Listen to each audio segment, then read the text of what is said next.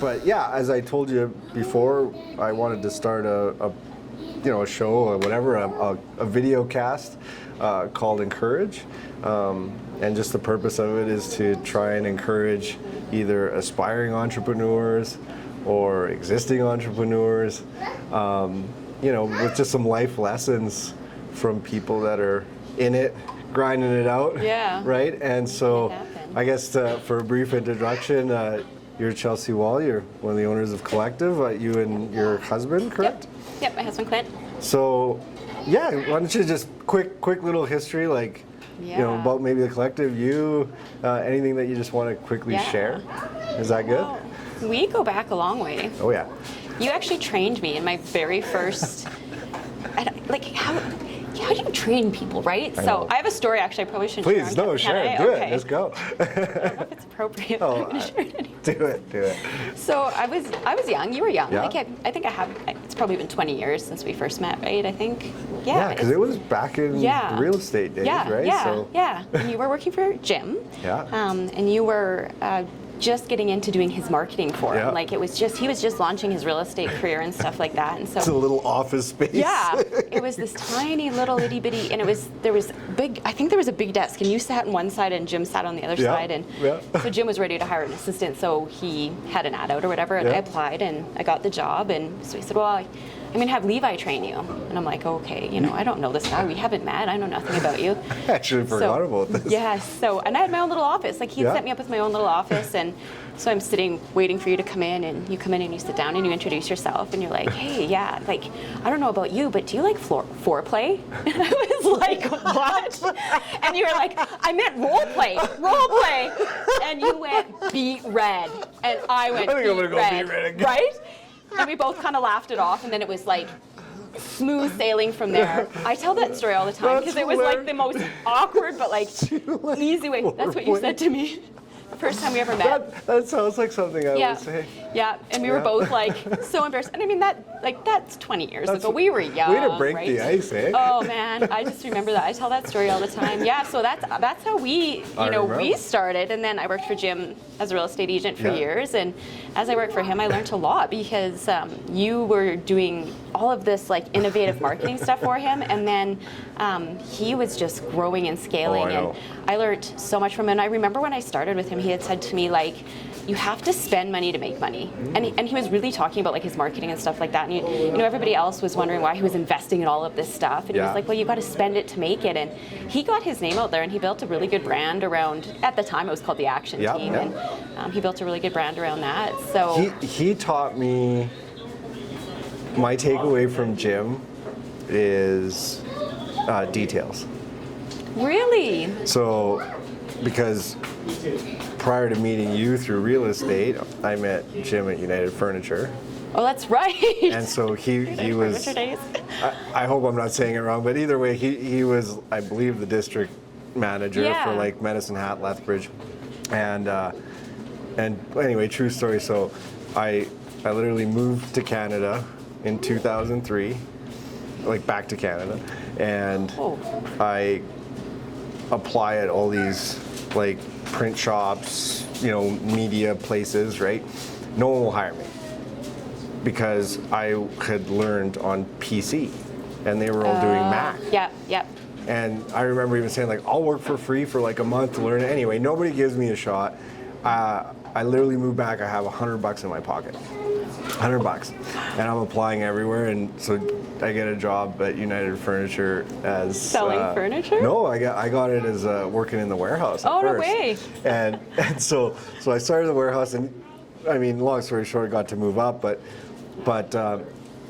while working for Jim there, I remember little things. So when you walked in, he was notorious for picking up even a piece of lint off the carpet.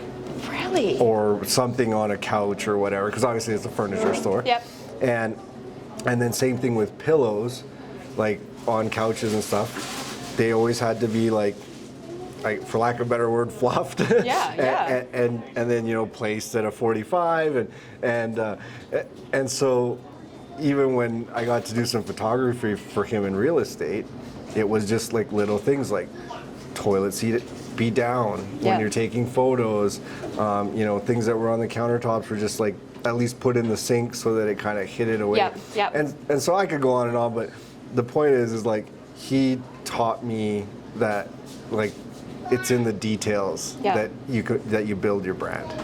And moving forward to today, I don't know. We're talking more about Jim than we are about I know, right? But it's like how we started. But ultimately, like, up until this day, even when people talk about real estate and they're like, well, like, why do you recommend him? And I'm like, it's the details. Like that, he's so detail oriented on every little aspect.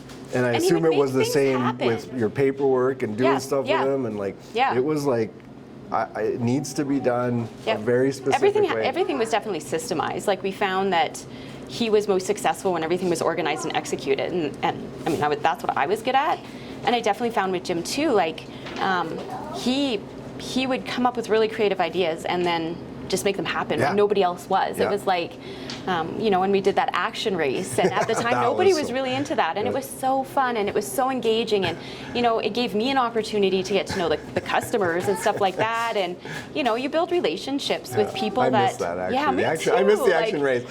And I still bump into some of Jim's clients to this day, and we sit and visit. Like, so I mean, there's value in building relationships outside of business essentially. So and your biggest takeaway is spend money to make money from that relationship? That's not what that was my biggest takeaway from him, but it's not what I did. Right, no, sure, at the time. Yeah, right, like, I remember him saying to me once too, he's like, invest in real estate. If you get a chance, invest in real estate. And I was thinking like, I'm 22 years old, I can't afford it. And now looking back, it's like, that was a really smart thing to say. Like, you're young, you have an opportunity, and I never took that advice either, but those are things you learn along the way, right? When you're growing, whether you're growing personally or professionally. I mean, you have opportunities to do things, and sometimes you take them, sometimes you don't. So I do regret back then not investing in real estate, but clearly I'm in a different position now, right? What was your like takeaway from, I guess, your experience with that? And now that you own your own business, I think the takeaway was to like try things, like be innovative, and just try things. Don't be afraid to just. No, because he never did. It was just like he any opportunity he seen, he took it, and so that was, I think, really important to me as I went through. Working for him, because I think I worked for him for almost 10 years, and then I had my babies, and I wanted to go off on my own and not go back to work full time, and I could have gone back and worked part time with him and stuff, but that's when you worked from home? That's when I started, so I worked for him, and then virtual.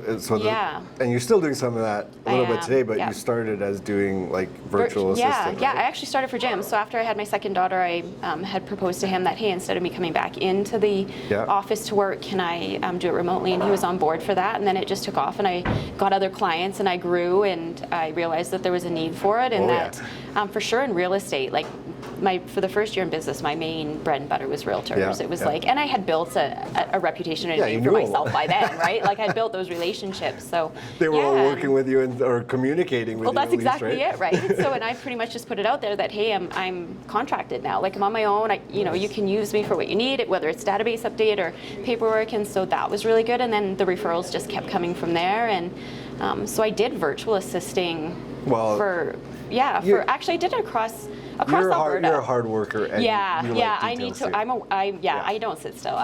I prefer to work. Yes. Yeah, and I knew I couldn't have just sat at home and raised my kids. Like, I needed some stimulation outside it, and I also believed like I needed to keep a career, because I mean, at some point my kids were going to be going back to school, and if I felt like I needed to keep relevant in the industry, and so I mean, I've been kind of out of real estate, but I still am current in it, because I have to still know what is going on with operating systems internally and stuff. So. Yeah, and so I did that, and then I decided that in 2000, I think it was 2018, I was getting a lot of feedback from the community about like training for customer service. We're really finding that people right now aren't engaging properly, and my employees aren't engaging properly, and we're having a hard time, retaining customers, and there's some customer turnover, and I just getting a lot of feedback. So I was like, maybe I'll get into customer service training. So I dabbled a little bit in that, and I got some education in that, and I kind of pivoted out of the virtual assisting into more the coaching and consulting role. Oh. Yeah, so that's been my main part of my consulting business since 2018. But in 2018 is when I came up with the idea of the collective. Yeah. And it was mostly because I was trying to grow my network at that point, because I had almost all realtors. Like I was niche, right? Like with real estate agents, and I. But sometimes that's where you can find success. Yeah, though, too. yeah. Like but I was kind of getting bored. Yeah, like well, you know, you valid. kind of master your craft, and you're kind of like. Okay, I can do this in my sleep. Yeah, that's exactly how I feel now. I'm just like, it's redundant for me, and I was ready for a challenge, and I was ready to learn something new. And so I went out and like was seeking new connections, and you know, trying to figure out where there was gaps in the industry and stuff like that. And so then I got out there and I was networking, and I found it really difficult to find people and places to like grow your business. Yeah. And at that time, I think too, like social media was kind of just taking off, and so you had to spend a lot of time like putting yourself out there online. And then at that time, it was like, well, you can't sell your product or service; you have to sell yourself. Yeah. It's all about you. And I'm like, well, that doesn't work. I don't like talking about myself. Like it's hard, right? Right. Yeah. Like that. Just to me, it was like it felt egotistical to be like. So I had to like learn how to do that organically. See where you're still like doing it, but you don't feel like you're doing it for a cause. You're doing it because you feel like there's value in what you're sharing. So I kind of leaned in a little bit there, and over 2 years really grew my network. And as I was growing my network, I was doing market research through that whole entire time, finding out like, what are your struggles with networking? What are your struggles with connecting? Like, what resources do you need in the community that would help support you grow your business? And that's so you asked a lot of questions. A lot of questions, and I interviewed. For probably a year straight, I committed to 5 interviews a day. It was so much work. So I quite literally would back to back go to a coffee shop, and I would do like 5 people in a row every day. That's a grind. Business people, it was a lot of work. That's a grind. Yeah, but I mean, you meet a lot of people and you learn a lot about the community. And But you just touched on something. This is something like, and I know it's going to be recurring the more I do these, but right now people might see Chelsea, the owner of Collective and a coffee shop, and that you made it, in a sense. Yeah, right? yeah. It's like, oh, she's awesome. And they don't remember, but they don't even remember like what you just said. Like, I was grinding out 5 appointments back to back to back, networking, like that's the stuff that most people don't see. But that's because we don't share those things, right? It's not like I went onto social media and I was like, my 5th interview today. You know what I'm saying? Like we never want to share that. We don't ever want to share like, oh, I'm struggling today, or oh, I lost a client. Like nobody. Right. So what do? We like share our wins, and we share, and that's the part that's like tough, because that is an end result of 2 years, and I will like honestly say that was 2 years of hell for me. Yeah. Like it was the hardest 2 years I've ever gone through in business, and I've been in business now, 15, 16 years. Yeah. And it was that two years of, because I didn't know what I was doing. I had no clue what I was doing, and honestly at the time I had no clue why. I'm like, why do I keep interviewing these people? Like this is ridiculous. Like why am I wasting my time? And now I realize that 2 years was actually so that I was prepared for what I was doing, right? Yeah, like, it was a complete build-up. Yeah, and I just took a really unique approach at market research. Most people would send out surveys, and I just was finding I couldn't engage with people that way. So I was like, I would take You're people like, for I want to lunch. sit in front of you and like actually have a conversation. And the conversations almost never were about business. It was just just about like talking. it was like this. Like, hey, like what do you do? Why do you do it? Like that I feel, and even part of the reason for a series like this is I feel that's missing, like through, I mean, sure, we can add COVID into that. Yeah. But again, same thing, social media and all that stuff. Like people just forgot how to connect. Yeah.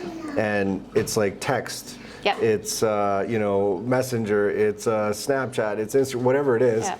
And like the great platforms. No debate on that. But at the end of the day, like I think people still thirst deeply for this, right? Well, and there's something about the convenience of it, because it's a lot more convenient to just send somebody an email and ask them what you want from them. Yeah. But you're not building any kind of relationship and no trust. Like why would you even answer that question? Right. Like, and I was finding that even like I sometimes had to take people for coffee 3 or 4 times before I could get them to open up, because it's not like people were sharing their whole life story. But then I had others. I mean, I had people in tears sometimes because they were like, I just really needed to get that out. And I'm sorry I don't know you, but I just feel like I needed to let it out. And I'm like, if having this conversation, like I didn't know these people before, right? And it just happened that I have chills just thinking about some of the conversations and some of. But even you saying coffees, I mean, I say it jokingly, but I always kind of said it was like Lethbridge to me was the endless meetings. Yeah. Because, and I might catch flack for saying it this way, but even moving to Lethbridge, coming from Guatemala that, was highly densely populated. And I would always tell people, even back home, right, when I had first moved back, and people were like, oh, like, tell me about Canada, da da da da. And I always refer it back to dating. I know it's weird, but totally. But so here was my example, was like, it was like in a big metro center like that, you could go, whether it's a coffee shop or whatever it was, right? But it'd be like, hi, like, I think you're really pretty, and can I get your number, right? And a girl would either be like, no, but like, thank you, appreciate it, or yes, right? And what was interesting coming to Lethbridge and dating was, it was like, I don't know you, but I'll be here next week, right? It almost became like, you got to show up to this, whether it was a bar, a pub, a coffee place, and it was like, show up a few times, then I'll think about it. And so I just kind of relation to that, like your coffee, even with business, it's like, it's not like big metro centers where you're walking in, you've got your pitch deck or whatever it is, and it's like, hey, this is what I can do for you, and people are in tune to it and ready to pull a trigger, or not, but they're like, if they took a meeting with you, it's like they're pretty much ready to make some sort of a decision one way or another. And I always felt like in Lethbridge, it was like, that decision might take 3 months, 6 months, a year before you've built enough of a connection with them, well, that's exactly where they trust you, right? And I think that's how it should be, because I think, like, I just don't know how people. Because nowadays with marketing and stuff like that, it's like you really have to know your customer. You have to know your ideal client. And in order to do that, you're either, one, making assumptions. And then you validate them later, which is a lot of work. I mean, and it takes time, right? Or you start by leaning in with getting to know their interests, getting to know where they spend their time, getting to know about their family, so that you can know if your product or service would fit their lifestyle. And so for the longest time, I feel like we've done it backwards. It's sales first, people second. And now we're leaning in with people first, connection second, sale third.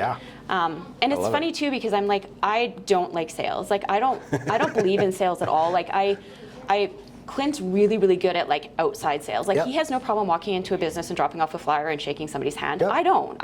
I'm the same I don't as you. enjoy it. I'm the same as you. I would rather reach out to somebody and say, hey, can we do coffee? And then not talk about business at all. And that's where I've succeeded. But the hardest part about that is it takes time. And sometimes you don't have time and you don't have money.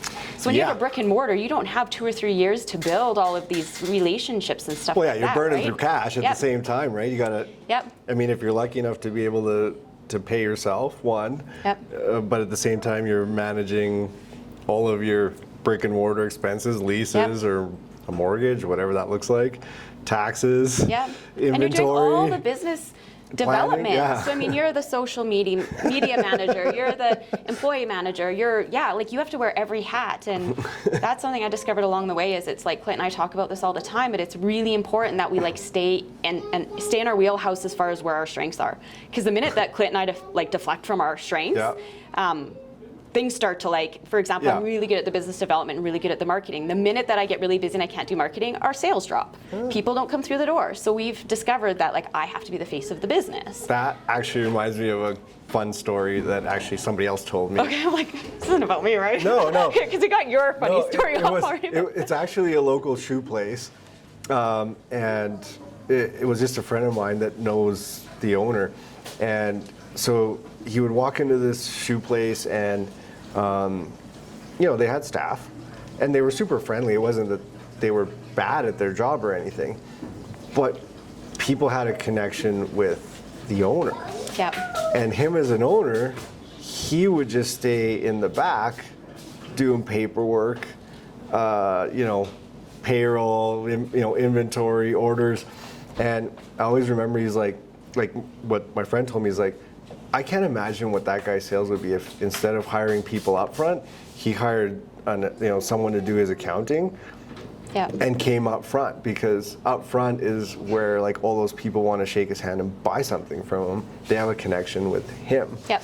And so I would say that maybe one of the areas, just talking about all that stuff, is making sure that you're not afraid, or that you don't lose the fact that just because your business can be growing and you're getting employees, that you somehow now just get to sit in the back corner and not participate in like the client facing stuff, right? And that's like Clint's biggest thing with me right now is he's like, you need to be here more. Like, people are coming in looking for you, and I'm like, I know, but I'm like trying to get other things off the ground, and it suffers because when you're not here and people come in numerous times and then they miss you, they eventually don't come back, right? Yeah. So that has been a little bit of a struggle for me lately, anyways. I mean, it's not necessarily a struggle for the business, but it's a struggle for me to be like, where is that balance between, the 3 or 4 things I'm trying to build right now? And so, but I've got, like, Clint's really good. Like, my husband is really good at trying to like rein me back in and be like, hey,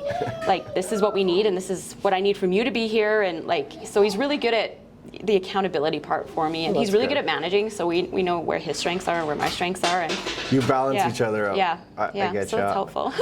I'm the same. I'm like the creative, just go. Yeah, you build. Like, You're I just constantly go. building. It's not to say I don't think about things. I shouldn't say it like that, but like generally calculated risk, because I overthink things a lot. Yep. But it's like, I'm not afraid to just like, if an idea pops in, it's like, just jump, just try it. What's the worst that can happen? It fails, I'll learn something from it. And then my wife gets to work with me too, and same thing, she's kind of like my pillar, where it's like, hey, just slow down. Just think about this a little bit more before you dive in. And you know what? Sometimes I listen, sometimes I don't, but it always provides like a layer of perspective that I'm like, okay, I respect what she's telling me, and it's not that I don't respect it if I don't agree, just I still digest it, and it's like, okay, this is what I like or don't like about what they're critical thinkers. Yeah. Like, they're the people that think through the process and be like, wait a minute, is this the right thing for the business? Whereas we're more like, hey, here's an opportunity. Go. Just try it. Just try it. And they're the critical thinkers of like, well, how much will that cost? Yeah. How much time is involved? And for me, it's like, well, I don't know. Like, let's just do it and try. But then sometimes that gets me into trouble, because then I don't have the time to execute on it. But you started a business, and you know what? And in the middle of a pandemic. Right. Just so we like keep that in mind as well, because this started right at the pandemic. Yeah, we opened in May last year, and then like we were pretty full much shut down again until summer. And then they opened up for summer, and we did amazing in summer, and it was great. And then September they locked us down, and then it was like, you were toast at that point in terms of. And we didn't even have an opportunity to even promote or grow or anything, right? Because I was like, well, I'm not going to dump a whole bunch of money into marketing right now. No. Like, if we get shut down, all of that money is only then brand awareness. But nobody knows my brand yet because they haven't seen the culture, right? So how did you pivot in that moment? Like, you basically open up a pretty sizable place that's intended for community. Yep. And you can't have any community. Yep. Yeah. And I'm not laughing, I'm just like, that's a crazy thought, right? It's like, I just put all my eggs into this basket, and now I can't do it, and it's not my fault. So I think we were lucky in the sense that when we built the business model, we built it to be multi-revenue generating. Yeah. So within the building here, we have private offices, and those could continue to, I know there was like you have to work from home, but I wasn't going to be responsible for enforcing that. Like, the people working out of my office are independent consultants and stuff. Like, so we had all 3 of our offices were rented at the time. And they were closed anyway, so. Yeah, and we were still able to host virtual. Right. And I mean, I don't think the virtual thing for us really did a whole lot, but what we focused our time on was building out what our marketing was going to look like, who our ideal client was, because we kind of went into it not knowing. I mean, as much market research as I did, sometimes you don't get honest feedback. Sometimes people just tell you what you want to hear. So you really do have to test it regardless, right? And so a little bit of it was market research again, and reaching out to people I trusted to come in and sample the coffee, or we could deliver it and put it on their front step and they could try it. So we did a lot of that. I didn't think about that. Yeah. And then So door knocking, we were preparing and planning for when we could open, that we would door knock, and yeah. So did you survive because you were diversified? Would you say, or no? Well, partially. Like, how would you label it? I would say we survived because we were prepared. Okay. Because What do you mean by we were that? already in the pandemic when we opened, right? Yeah. So we already had a year of being in the pandemic. So I had the whole entire year to be like, well, if we open in March and we go back into lockdown, what does that look like for us? Can we survive? How much cash flow would we need to do it? What would we need to generate? Like, so we were prepared for worst case scenario going into it. So is it fair to say you saved up for this? Yeah. Oh yeah. This was planning for us. That's what I mean. Like, somebody maybe listening might be like, well, how the heck did she pay her bills if she was closed? Yeah, right? And yeah. so, We went into it knowing that we had, cash flow for all of our expenses and all of our operating expenses. Yeah. Essentially, we had enough cash flow to make it Good for through you. 2 years or something, right? But I mean, there's lots of things that come up that, for example, somebody tried to break in and broke our window, and so then you're having to fix that, and then what signage we thought was going to work didn't, and so there's lots of expenses that come that you're not expecting. Yeah, and there's you always just have to, you just have to find ways of making sure that you stay on track. that and stuff sounds like like that. you, though.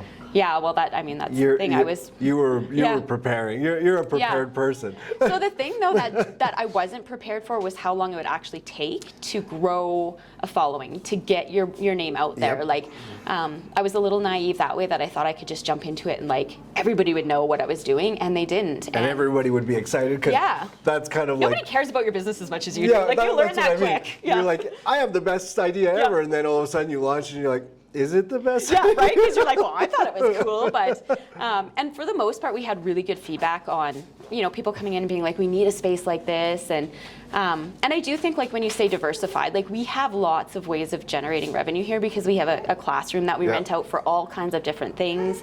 We partner with a lot of people on renting that out so we can cross-promote and cross-market. We have some hot desking for people that want to pop in and just work daily or monthly. So, and then the coffee shop. You're using it for consulting, you're using it for... Yeah. You've got coffee. Yeah, there's a meeting room that does really well. Like, honestly, it's $15 an hour. Some people only need to meet for an hour. So for $15, I mean, that's cheaper than buying 2 cups of coffee at a coffee shop. Yeah. Not that I don't want them in the coffee shop. No, but but they need private space, and so. And now you just added food. Yep. Now we just added, and that was all feedback. Like, in the beginning, we did not. Honestly, in the beginning, we weren't even planning on renting the coffee shop. We were going to lease that space out. Oh. Yeah. My whole You were dream gonna get somebody was, else to do it. Yeah, my whole dream was to run the community part of it. And I'm not like, the coffee shop was never a thing that Clint and I really ever thought would be something we'd be interested in. And so when we were building it out, I got people in looking and seeing, like, you can build out your own space and stuff, but it was in the middle of a pandemic. Nobody was jumping in board. Like, nobody was going to invest all their money in. Yeah, let me start a coffee shop in when I can't even open. Yeah, right. Well, and that's exactly what we were finding. So we were like, well, we are just going to open it. We're going to try it on our own. And we did some research, and we were like, oh, there's actually like quite a bit of profit in a coffee shop. There is huge potential there, and so we did it. But then I was finding, like, I don't like to be strapped down. I'm like so used to working virtually and stuff, so I'm like, I can't be here all day every day. This is hard. So we pivoted again, and we hired staff, and then Clint came on board, my husband, full time, and so now he manages all of the coffee shop and our people. But yeah, you don't realize until you're in it, like, this isn't really what I want. But we kept it, and we'll probably continue to keep it because we're seeing some growth with it. And the feedback was that we needed food. We get lots of people in all the time, like, do you have lunch? Do you have lunch? So Clint created. And I'm going to be biased because you got to let me try a sample. Yeah, you came in and tried a sample. It was freaking delicious. Thank you. Highly recommend. And you'll have to come in and check out the names of them and stuff. We've been really creative with why we named them and the way we did and stuff. Yeah. And then we're trying different things, and we're creating different drinks, and And it was really important to me in the coffee shop too that we support local. So with the gift shop in here, lots of it was handmade local products. Yeah. And then I really encouraged the vendors to like, hey, let's do a make and take workshop in the classroom in the back so people can see the process of how it, and then they can come in. And so that took off really good. Cool. And yeah, so there's just all these different. Yeah, you always have ideas. Yeah, it's hard to manage it all though. Like, I won't lie. It's not like you're just focused on like one. Well, yeah, but that's a lot of ideas. I think Clint would argue I sometimes like I'll go hyper focused on the coffee shop and then everything else will fail and then not fail, but everything else will like, teeter out and then all of a sudden I'll pivot over here and I'll be like, oh, well, we got to get the classroom going. So, which is weird because you was not to label it like that, but as a female, generally you can multitask a lot better than a guy can. I thought I could. At least I find that with my wife. Like I'm just like, okay, I'm like ultra focused at this, and I have to like finish that through before I can move to the next task, and she's like balancing 20 million things. Yeah, that's exactly. I thought I was, and I probably was really good at that before starting all of this. Like I could multitask 10 different clients at once, but when it's your own, there's more than just multitasking. There's this like mindset thing involved with it. Like it's different when it's not yours, right? Because you feel like you're not taking on ownership then. You can be as creative as you want, not go to bed at night and worry about it but when it's your own, you tend to judge every decision you make. And so you did customer service training. I'm going to pivot back to that. Yeah. Because now you're a business owner. Yep. And you're helping other business people navigate customer service, trials, tribulations, and successes. But so someone's starting out, they got a business, they're looking to make that first hire, maybe second hire. And maybe I'm putting you on the spot, but like what are maybe a couple of key components that business person needs to think about immediately on that first to second hire, in their business? Yeah. I honestly think it depends on what their objectives are or what their goals are with their customer service. Yeah. Especially when it comes to things like having an online business compared to a brick and mortar business. Because having an online business, there's way more involved in like the design aspect of how your auto bots and stuff engage with your customers compared to a brick and mortar. I know here at the coffee shop, when we hired our staff, I was really, and Clint will disagree a little bit with me on this, but I was really heavy in like, I just want somebody who's like amazing with people. Like I just want somebody who's just going to sit and visit. If there's a gentleman that comes in that's retired and is super bored, sit and have coffee with him. That was really important to me. But you can't, sometimes what ends up happening is the people that are really good at engaging don't get anything done. So then you find that other things lack and stuff like that. So I think you just really have to know what your goals are. Like if you're not worried about the store getting cleaned at night every night, then maybe that's not a priority for you when it comes to hiring. No, you just said it though. So like really prioritizing what the purpose of that hire is. Yep. Like really. Yeah. Like because you're not going to be able to hire yourself.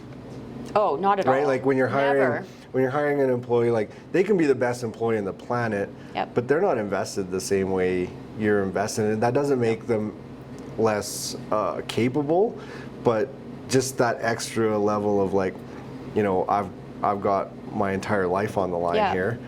It just adds a different component to it than someone that does work for you. So well, and that makes sense, right? Though the people that work for you, they don't go home and think about your business at night. No, and they shouldn't. No, and they shouldn't. Exactly. Like, but I think lots of businesses struggle with that. Oh, I think businesses expect their employees to. Excuse me, like you better love this business as much as I do, and it's like. And that's not fair, because it's like you're the one who chose to have this business. You're the one who chose to invest your time and invest your money in it. Yep. So why not invest in giving your employees the opportunity to feel as proud of that business as you are without having to have that stress or headache and stuff like that. And for like example at the coffee shop, I wasn't worried if you had, like, you don't have to have barista experience. I don't care if you've never served a cup of coffee. We can teach all of that. That stuff is easy to teach. But if you can't engage with people, like if somebody walks in here and you're very timid and meek and just say hi and, are very shy, I don't think you'd be a good fit for a coffee shop, because I need outgoing people who love people. And that's kind of our motto here, when they walk in, right? I want you to treat everybody like that's the only customer in the coffee shop at the moment. Like when you come in here, I want them to, And I think too, the other thing that we teach is like you have to also read people, because some True. people are not comfortable being bombarded with, Yeah. with questions, or this cheery personality, and so you just have Yeah, to they read. wanna If be they're left not, alone. yeah, if they're not bugging you back, or if they're only given one word answers, then it's okay to just remove yourself and check in on them once in a while. But for the most part, you attract what you attract, right? yeah, so yeah. if the vibe here is that, we're likely attracting the people that want to be in a space like this. So. But like you said, like your rule wasn't so much about experience. It's like, I just want someone that is engaging and Yeah. can connect with people. Yeah, because we're people first here, And, always. read people first. like you said, Yeah. right? And even for mine, actually, one of my rules came from one of the sales guys I had working for me. So it just goes to show, like, you can learn just as much from Yep. your employees as smart as an entrepreneur might think they are. And it was kind of funny, like in my business, what's challenging is sometimes communication, oddly enough. Yeah. And so you reach out to like some marketing agency and they're like, yeah, I'll get you a quote, and like a week goes by. Or maybe you sent them a request through their website and you don't hear back for a few days. Yep. And actually, well, it goes two parts. One was I'll give you the two answers because you know the one person. So one was Lonnie Hoy from Cedar Ridge. Okay, yeah. And this was Yep. back in the time that I met you. Yep. He said, Levi, the one thing I can't stand about your industry is that a lot of people don't meet their deadlines. He's like, if you can control one thing in your business, deliver on the deadline. If you guys agree on a deadline, deliver on the deadline. So that stuck with me to this day. And I'm Which is ridiculously anal about funny. Coming it. from somebody who's in an industry that can't control the deliverables, because you can't control. I mean, I know, right? Like, I'm just thinking as you're talking through this, and I'm like, new home construction, you cannot control deliverables. So it's funny that, like, But that was his would be- perception of yeah, my industry. Is like, that's I'm so funny. sick of people being like, yeah, like, we'll build your website or we'll Yep, do this. yep. And it was like 2 months go by and I'm No going like, what's communication, going yeah. on? And then the one that came from my sales guy was kind of customer service oriented for the same reason, right? Like, you send an email, you're saying, hey, I'm interested in getting a new logo or whatever it Yep, is, right? yep. And again, you hear back in a couple days, 3 days, maybe sometimes not at all. And so with him, he helped me develop, and I mean, it sounds harsh. It's a mentality check is really all it is. But he forced me to live by a rule that was, and we do it in our office to this day. You have 30 seconds to respond or you're fired. Now, again, sounds harsh, right? Like, Yeah. super harsh. And it's intended to be harsh, but at the same time, like, obviously there's caveats to it. Yeah. All it really meant is, if you've opened your email and you see that there's a customer inquiry, you drop everything. Yeah. You don't respond by email as long as they've provided a phone number. You call that person immediately, and you just let them know, I got your request. Just wanted to verify a couple of things, then I can get you a quote. I can't tell you how many businesses I've had now the chance to deal with that literally say, I felt like I just pressed send. Yeah. And you already called me, like, that's insane. And so the reason I just bring this story up is because what you just said about, customer experiences Yeah. between brick and mortar and online. And I just wanted to kind of add a different perspective in saying, like, it doesn't matter what you do. Yeah. People love a personal touch. Yeah. And so even if you are running an online baby store, whatever it is, like, there's an opportunity, even if it isn't a phone call, but there's an opportunity now, and even if it's automated, there's Yeah, an opportunity for you to be like, bang, Yep. thanks for your order, send something more personal. Yep.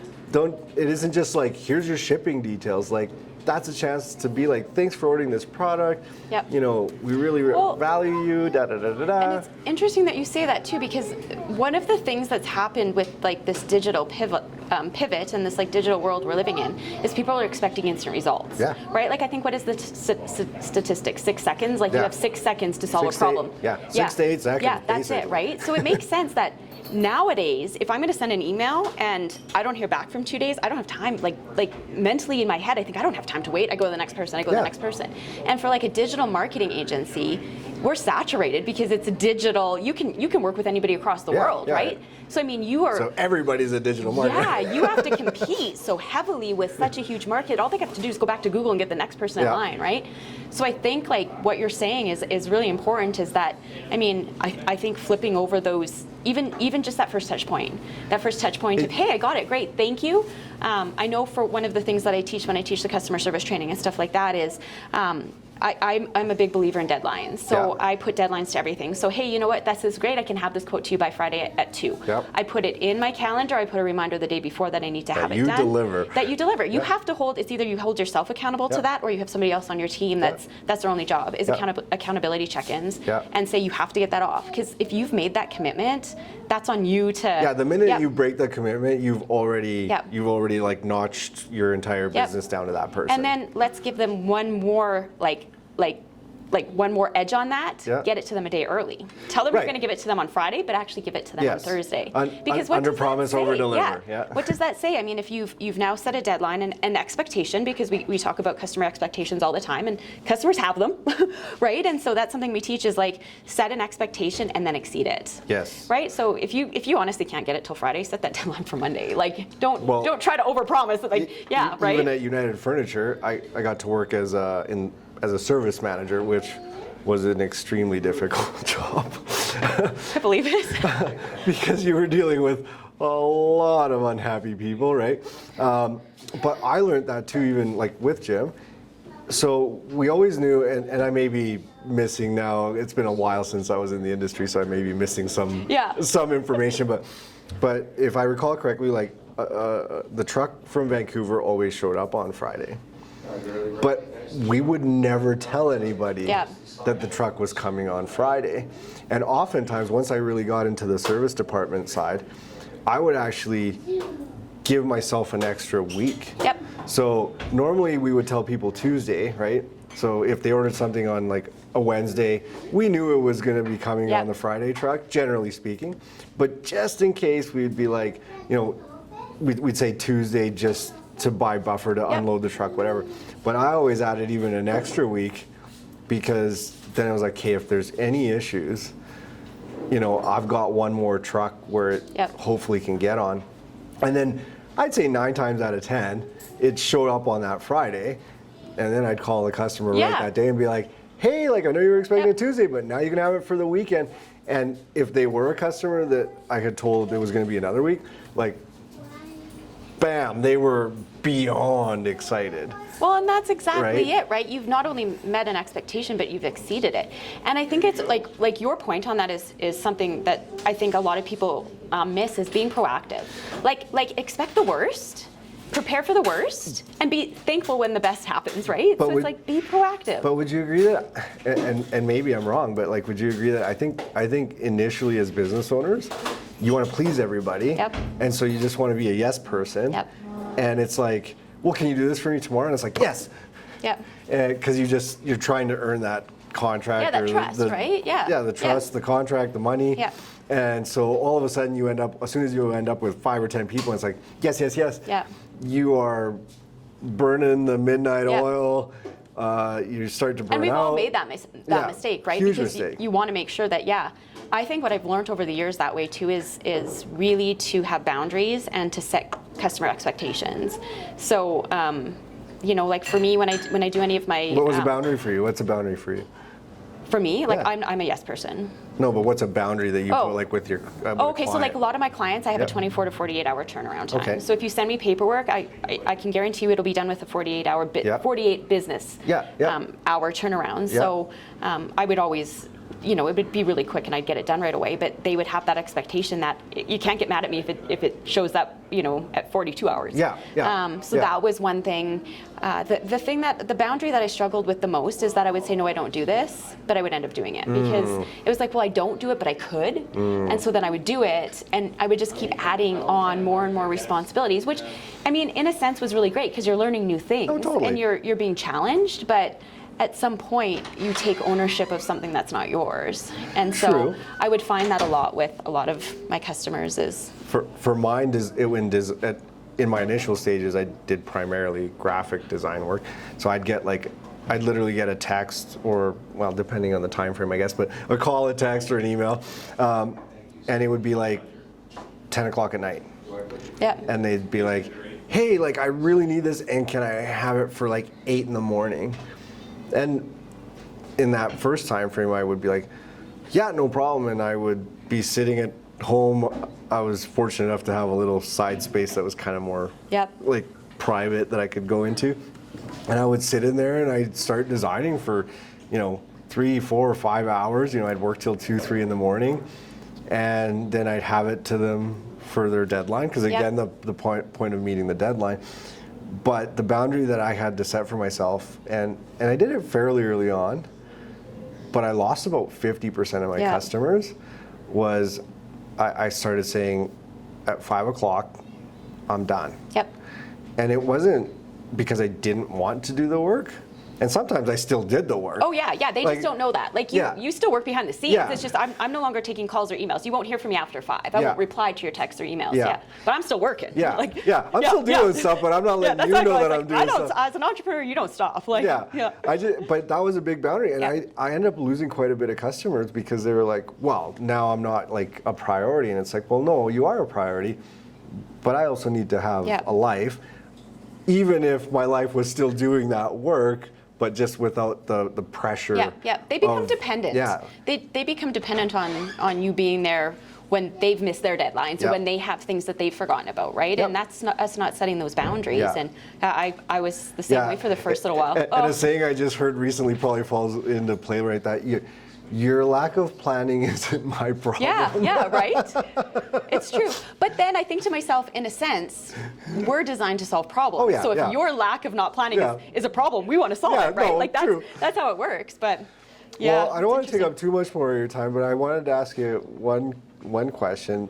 And I mean, obviously now you've gone through some pandemic times, give or take, like you've been doing this you've been in business for a long time, but this particularly you've been doing it for a year. The collective's been open a year now. A full year. So this is, I think, really good because it's so fresh. For hopefully some of the people watching that, like, now being open for a year, knowing some of the things you know now after a year, what would you have told yourself starting out that you didn't think of at that time? Are there a couple of things that stand out that you're like, I wish I would have done that day one? Or maybe you were just really good at planning. Like nothing that I would look back and say, I wish I did this differently. I think, like, not looking back, but moving forward, if we had an opportunity, we would make our classroom space bigger. So back then we didn't expect the classroom part of it to be so utilized. We were kind of like, this is just a great space, let's make it into this. And I mean, I love people and I want to engage and I want people to have resources that they can. So I think moving forward, we would be like, oh yeah, like that, we need more of that space. And I think the other thing is location. So when we were looking for space, and that took us a little while too, I was adamant about lots of things, like free parking was a must for my customers. Like I just didn't want them to have the hassle of trying to figure out the parking or not having parking. So free parking was really, really important to us. And so trying to find somewhere in Lethbridge right now that you can get ample parking, right? Not easy. So that was like finding the right fit location was a bit challenging. And so we have an amazing building. It is perfect. Like the vibe and everything works great here. It's just tucked in a really odd little spot. And so lots of people have said, I didn't know you were here, or I can't find you, or I didn't know where you were located. So that has been like the biggest piece of feedback right now is, I didn't even know you were there. I didn't know you were there. And I've had this feedback from people that have been in business downtown for 15 years. They say they still have customers coming in that was like, I didn't even know you existed. Totally.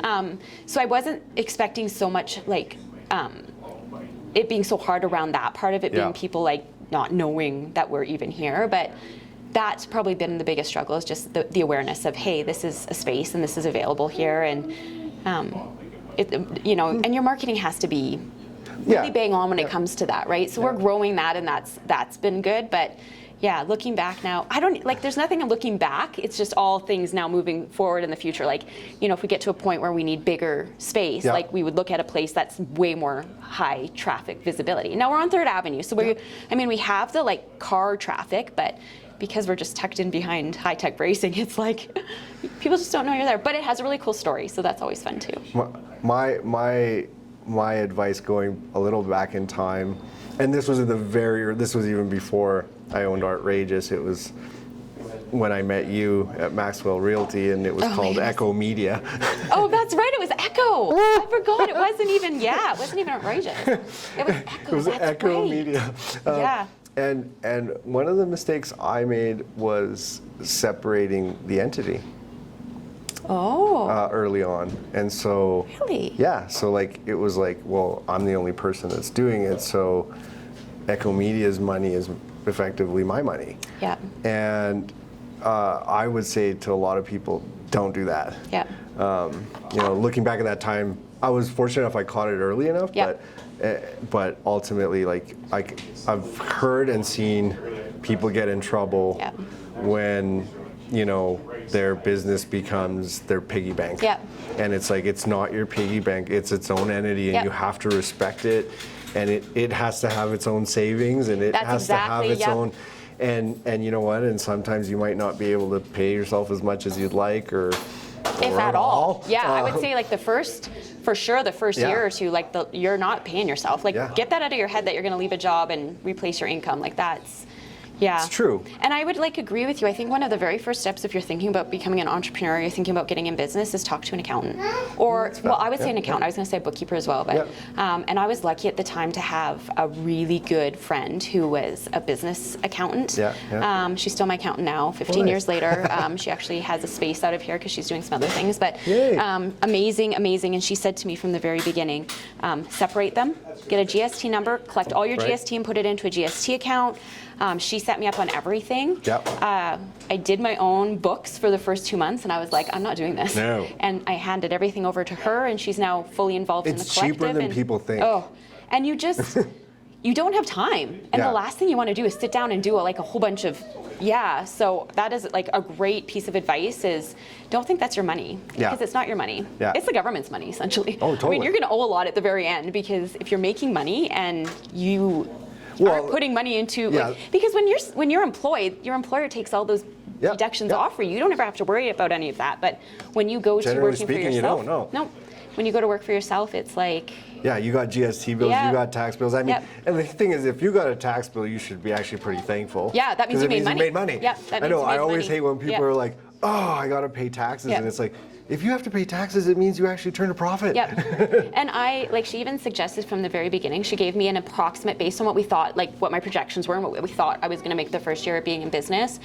She even said, let's shoot a little higher, and instead of putting 20% away for taxes, let's put 30%. Nice. So that was really great, because then I had lots of money after, which just went back into the business, right? So we were really prepared. You were already counting it going here. And now you had it there. And it was there, so it was like, great, we can reinvest in the business, or we can put it into investments or whatever we wanted to do. And so I've just adopted that mentality. But I mean, there are things, as you scale and grow, you spend more money. Oh, totally. And people don't think that, right? They think as they scale and grow, they're going to make more money. No. But you don't, because you have just way more investment into your business, because you want to keep that going. You want to keep the momentum going. So the best way to do that is to put money at it. I made more, and I know sometimes people think profit is a dirty word, but I honestly made probably more profit by myself than I do with a team of 10. Like, I lose money off many months. Because you have other responsibilities now, right? There's other people. And like you said, you're growing, or you're at least trying to grow, even if you're not even growing, like you're investing in different Yep. strategies, different equipment, different whatever. That money's going out the door. Education. Yep. And you need those people to grow because you can't do it on your own. I mean, you might have been able to manage 10 clients, but in order to scale and grow and to do 20 clients, you can't, there's no possible way to do it on your own. Yeah. And I would never suggest it. Yeah.